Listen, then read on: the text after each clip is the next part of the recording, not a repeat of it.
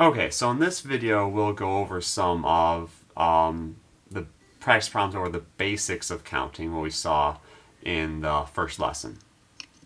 What I'm going to do is I'll introduce a problem, read it out loud. I mean, I guess you could read it yourself as well. If you'd like to, then you can pause the video, solve the problem. In a few seconds video time, I'll just present the answer, and then after the answer, I'll go through a complete solution with everything thoroughly explained.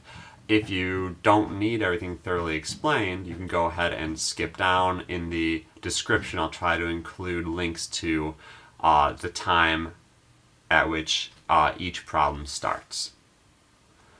Alright, so for example 1, we have this case where you have a drawer, you have 10 red socks, 16 green socks, and 24 blue socks.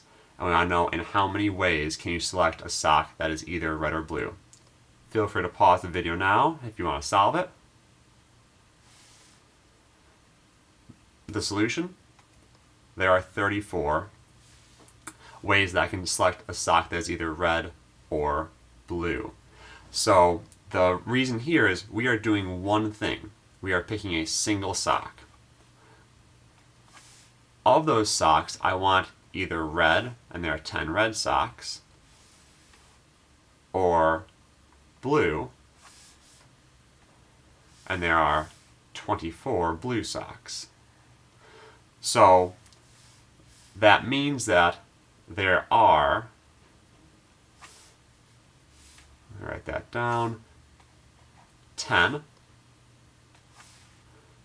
plus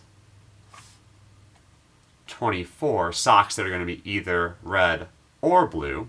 So if you're pulling a sock out, there are a total of 34 sort of successful socks that you could have pulled out in this one time.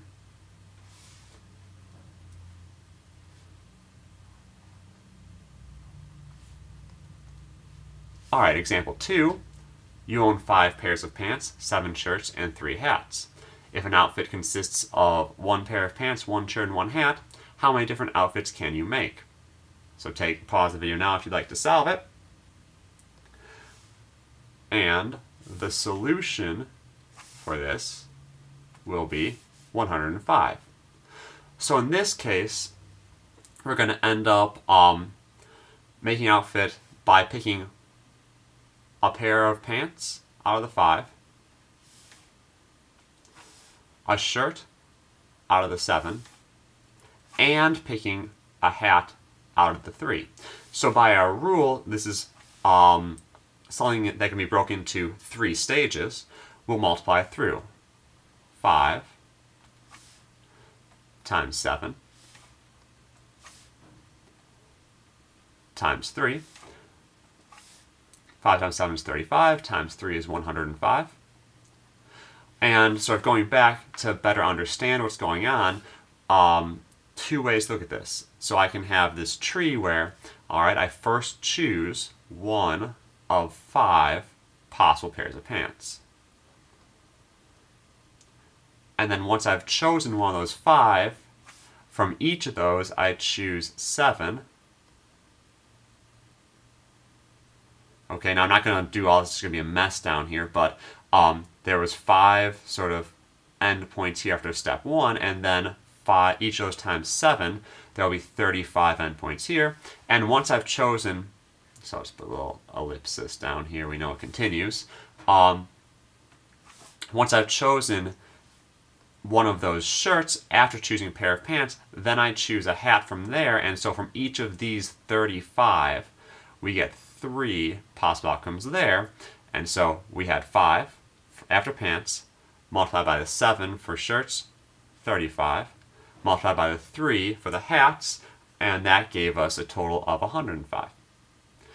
Now another way to view this, when I just had 2 things from the lesson in the previous video, I was able to make a 2-way table, a 2-dimensional area type problem. In this case, I actually have 3 things, so instead of considering it as an area of a grid of possible outcomes, this is going to be 3-dimensional. So I have 5 possible shirts,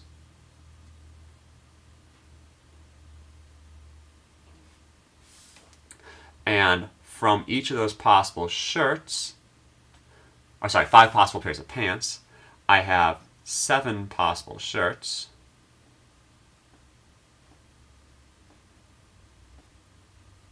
And now if I just consider this, a single point in here, like doing this, would be sort of considering the 3rd pair of pants and the 6th shirt would be what this means. But I also have to choose a hat, so what ends up happening is I have a 3rd dimension. It actually has length, width, and depth. So I'll put it over here. And so in here you end up having, like, change to a different color. You have this sort of cube of possible outcomes where each lattice point, each sort of intersection of these, where I have 5 possible pants, 7 possible shirts, and 3 possible hats, will be a different outfit. And the volume of a rectangular prism is 5 times 7 times 3, length times width times height, which gives me 105. Alright, example 3. A 20-sided die has the integers from 1 to 20 on its faces. If you roll the die twice, in how many ways can you first roll a multiple of 6 and then roll an odd number? Take a few minutes to solve this. Alright, the answer for this is 30. So to do this, what I need to do is consider how many ways it can be done. So in this, I'm doing 2 stages. Rolling the die once, and then rolling the dice the second time with this word and. So let me list off the integers 1 to 20. So 1, 2, 3.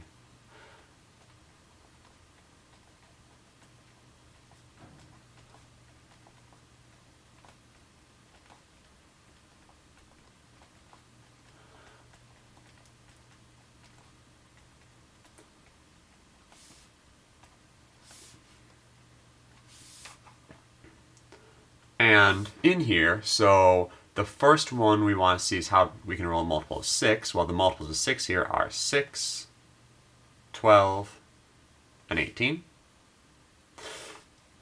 And after a multiple of 6, I want to roll an odd number. And the odd numbers are 1, 3, 5, 7, 9, 11, 13, 15, 17, 19.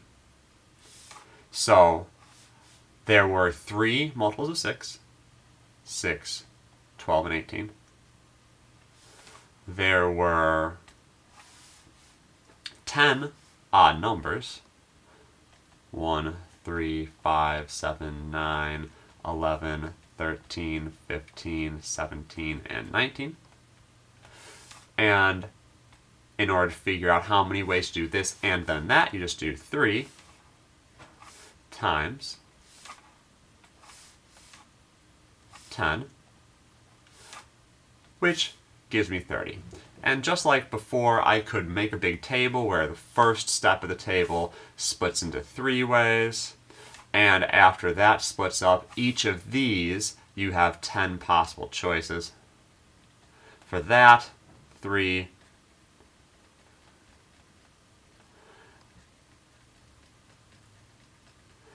here times 10 for each of those 3 is 30.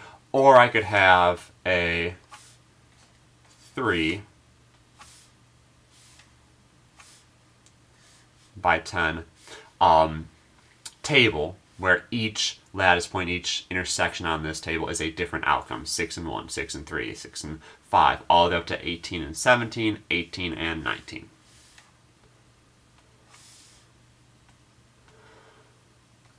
Alright, example 4. In a high school, there are 235 freshmen, 252 sophomores, 217 juniors, 220 seniors. In how many ways can you select a student that is a sophomore, a junior, or a senior? Take a few minutes to solve this. Alright, in this one, the answer is 689. So in this case, we're only picking a single student, and it can occur in one of three different separate ways. There are no sophomores that are also juniors. So I just consider it this way. It's either going to be a sophomore, a junior, or a senior. We exclude the freshman. So you just add them up. There are 252 sophomores, 217 juniors, 220 seniors. Add them up. You get 689 students that are either a sophomore, a junior, or a senior.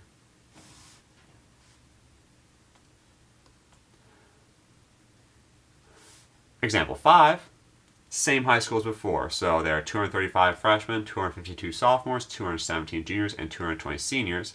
In how many ways can we select a 3-person student board that consists of 1 sophomore, 1 junior, and 1 senior? Take a few minutes to solve this. So for this, there are 12,030,480 different ways I can select this. And here's the reason why. So we can split this up into stages. We can select first the sophomore, then we can select the junior, then we can select the senior. And so we had 252 possible ways to select the sophomore. After that, from each of those sophomores, we could select the junior, and there are 217 ways to select the junior. And from there, so after we've selected one of these, and then one of these, we also then have 220 ways to select the senior. So you could think this through.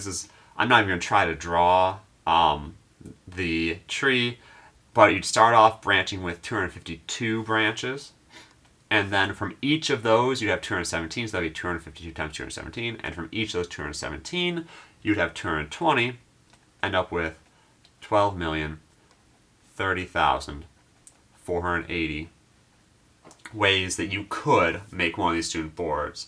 Notice I'm not saying how many different 3-person groups could we make at the same time. That'd be very different. There'd actually be only 217 of those, because if I am making all of these groups, after I make 217, then I've run out of juniors and I can't make any more groups. This is saying how many different ways can I make a single 3-person student board. And one last example. Consider the letters A, B, C, and D. In how many ways can you select 2 letters such that the first and second letter are different? This one's going to actually lead into the next lesson. Take a few minutes to try to solve this. Alright, there are 12 ways. And here's why. So in this case, again, I can split up into stages. Stage 1, select the first letter. Stage 2, select the second letter. For this, when I'm selecting the first letter, I have all 4 letters from which to choose. So there are 4 possible ways to pick that first letter. But once I've picked the first letter, I only have 3 left. Now, I could consider, if I picked the A, I'd want the second letter to be a different letter, so I can't pick A again, so I only have B, C, and D from which to choose there, and that's only 3 more. Now, that's how I got to 12. You might be asking, though, why can I sort of throw out this A? Because what if the first letter picked was a B? Well, then the second letter could be A, so why isn't this also a 4? It should become much more obvious in the tree diagram. A table doesn't work great for this, but a tree diagram does. So in here, to start off, I have 4 possible choices. I can either pick A, I can pick B, I can pick C, or I can pick D. Once I've picked A, the second letter can't be A anymore, so it can only be one of the 3, B, C, or D.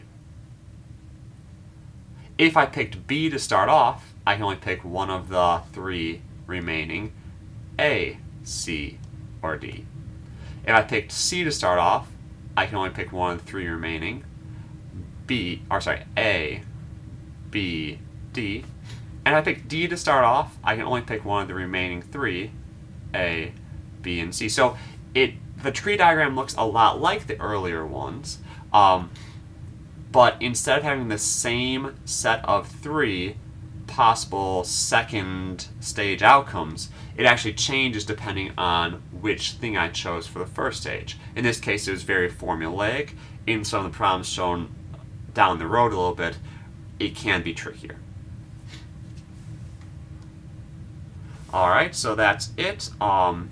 If you have requests for things you'd like to see more of, feel free to leave a comment, and I'll try to get some more of these up.